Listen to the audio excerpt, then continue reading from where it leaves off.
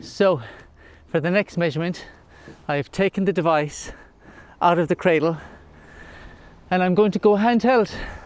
That's because I want to map out the intricate curve on this quarter pipe.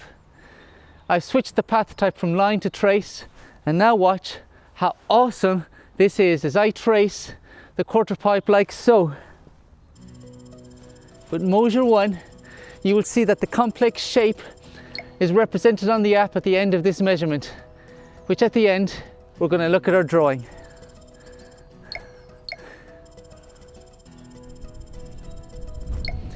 I will show this drawing in a moment, but I wanted to add this. You saw me use trace, which is such a cool feature for capturing irregular shapes, but there was another way I could have captured the curvature, and that is using arc as a path type.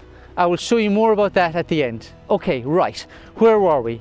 As we look at the drawing, we are looking in plan view, so see mostly straight lines. However, if I jump into 3D view and zoom in, we can see that curve traced on the quarter pipe. Every curve, swerve and bend has been captured.